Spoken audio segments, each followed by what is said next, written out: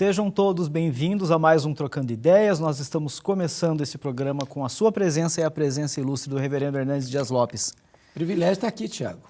Muito bom estar mais uma vez aqui com o senhor. Espero que o nosso programa hoje trate de assuntos relevantes que possam ajudar muita gente. Pastor, a gente tem tido alguns programas mais leves, mais descontraídos. Hoje nós temos algumas perguntas mais solenes. Pois não, vamos lá. Pouco talvez mais complicadas de se tratar, e realmente eu quero agradecer a você que tem participado aqui no Trocando Ideias com a gente, né? A pessoa confia na gente, confia na sua palavra, no seu auxílio, então nós queremos ajudá-lo nessa, como eu digo, na caminhada cristã, seja com uma pergunta mais sutil, alguma pergunta mais essencial, como é o que a gente vai tratar hoje. Então, nós vamos direto então para a pergunta da Bianca Lemos, pastor. Pastor, uma pessoa cristã que tira a própria vida por estar em uma forte depressão, essa pessoa será perdoada? Ô, Tiago, essa é uma pergunta muito solene, como você disse, e grave, né? Primeiro, nós não podemos nos assentar na cadeira de juiz para dizer se vai ou não vai. O perdão pertence a Deus.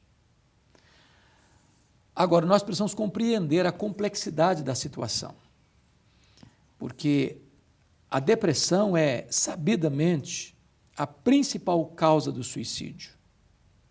A depressão é uma doença que precisa ser tratada, segundo Andrew Solomon, no seu livro O Demônio do Meio-Dia, que é a obra mais relevante, penso eu, sobre depressão em português, disse que depressão se trata com remédio, com terapia e com fé. Uma pessoa com uma forte depressão, se não convenientemente medicada, se não convenientemente acompanhada, se não convenientemente vivendo dentro de um clima de acompanhamento de esperança, pode chegar a um ponto radical de atentar contra a sua vida. Agora, nós não podemos adotar a teologia que foi adotada por séculos de achar que todo suicida é um discípulo de Judas Iscariotes. Judas Iscariotes não foi para o inferno porque suicidou, mas porque não era convertido. Então, uma pessoa pode adoecer a sua mente a ponto de perder o equilíbrio, a capacidade lógica de raciocínio e atentar contra a sua vida. Se ela era uma pessoa salva, ela não perde a salvação, porque salvação não se perde. Nem os loucos, diz a Bíblia, errarão o caminho. Agora, com isso, nós não estamos de forma nenhuma incentivando o suicídio, ou dizendo que o suicídio não é uma coisa gravíssima, que nenhum ser humano tem autoridade, competência para tirar a vida, nem a sua própria vida. Nós não somos donos de nós mesmos. Deus nos criou e só Deus pode dar a vida e tirar a vida. Nós pertencemos a uma família. Portanto, cometer o suicídio é um ato gravíssimo de atentado contra a família. O sofrimento que isso vai produzir na família é incalculável. Isso vai ser também um atentado contra a sociedade. Nós não somos uma ilha. Então, nós incentivamos, sim, quem está lidando com a depressão, quaisquer outras causas que levam ao suicídio, a se cuidar, a se tratar, a cercar-se de cuidado médico, de amigos, de família, de igreja séria, para que você possa ser assistido, recuperar o ânimo para a vida e vencer essa fase da depressão. Depressão tem alguma coisa a ver com possessão demoníaca? Não, não tem. Muita gente, Tiago, adota depressão, aí são dois erros na igreja chamada evangélica. Uns acham que é demônio, outros acham que é pecado. Pode ser demônio, até pode ser pecado, até pode ser. As depressões são provocadas por um estilo de vida, por exemplo, na contramão de princípios e valores adequados. Mas é possível que uma pessoa, como o texto está dizendo aí, uma pessoa crente, pessoa salva, adoeça mentalmente e tire a sua própria vida. É possível, não é recomendável. A próxima pergunta a gente vai manter em anonimato, né? E é a seguinte pergunta aqui. Meu marido não cuida da saúde e ele está com impotência sexual há alguns anos. E a pergunta é, esposa pode se separar?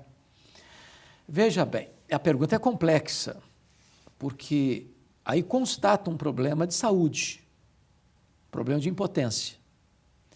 e constata que o problema é um problema de fato clínico, que precisa de tratamento. Eu acho que esta esposa não deve se separar do marido.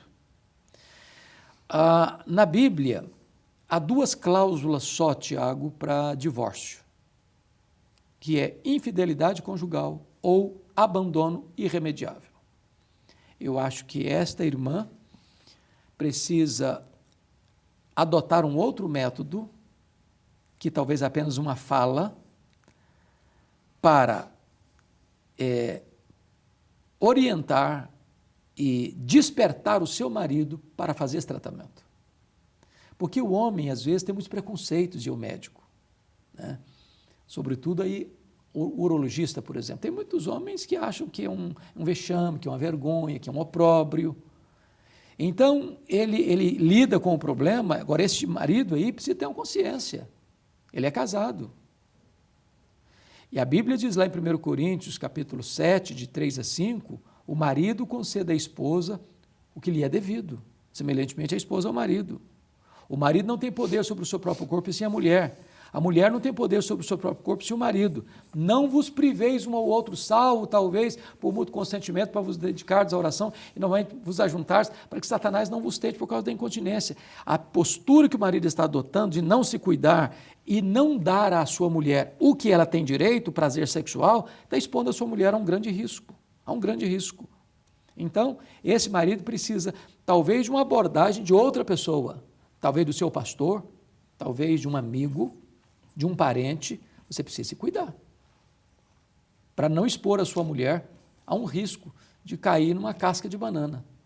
Porque é o que o texto diz, Satanás é experimentado em tentar as pessoas. Se a pessoa não tem o que ela tem direito em casa, o diabo vai botar outras alternativas na presença da outra pessoa. E essa pessoa pode correr grandes riscos na vida. É preciso se cuidar. Não só este homem específico, todos nós precisamos nos cuidar, inclusive na saúde sexual. Muito bem.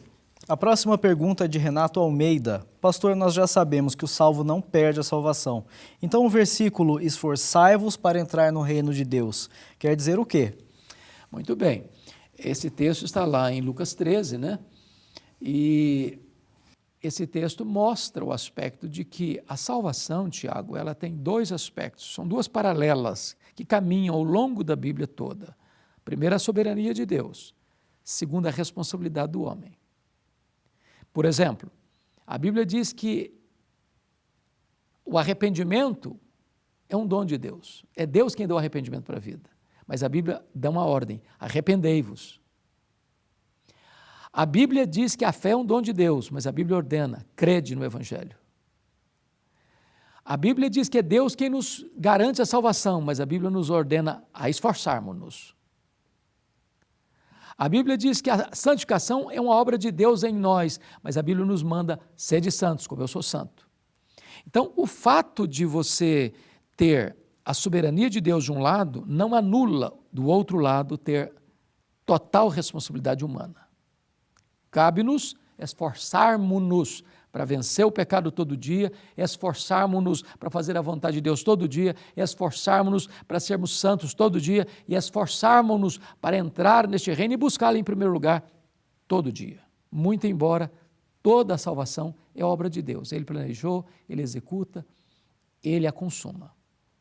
Tudo provém de Deus, tudo, para que toda a glória só pertença a Deus.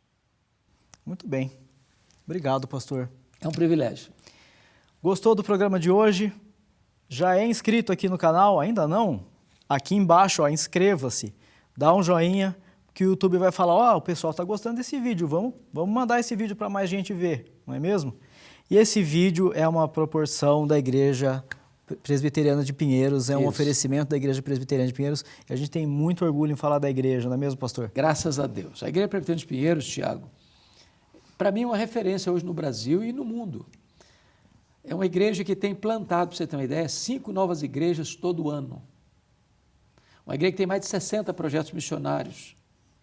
Uma igreja que tem distribuído, o ano passado quase chegou a 100 mil cestas, esse ano já passa de 35 mil cestas básicas. É uma igreja que já perfurou mais de 115 poços no sertão para ajudar comunidades e famílias. Uma igreja que tudo que entra sai. sai para fora, 70% do orçamento da igreja é para fora da comunidade local.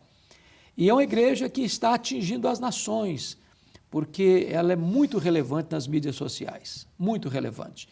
Nós temos a IPP-TV, né, com programação 24 horas por dia, temos um canal do YouTube com mais de 1 milhão de pessoas inscritas, que tem levado a mensagem do Evangelho hoje para mais de 100 nações, com sermões legendados em várias línguas, as principais línguas do mundo.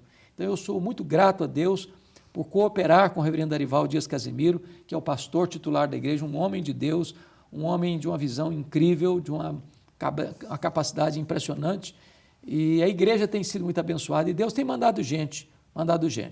Nós temos recebido, em média, mais de 500 novos membros por ano. Então, isso é obra da graça de Deus, só temos que agradecer. E para você que está no Instagram, aproveita e segue esses homens de Deus, @Arival Dias Casimiro e @Hernandes Dias Lopes, com conteúdo muito bacana, um mais legal que o outro. Aposto que vocês vão gostar. Pastor, vamos falar tchau para eles então? É isso aí. Gente, um abraço e até o próximo programa, se Deus quiser. Valeu, gente.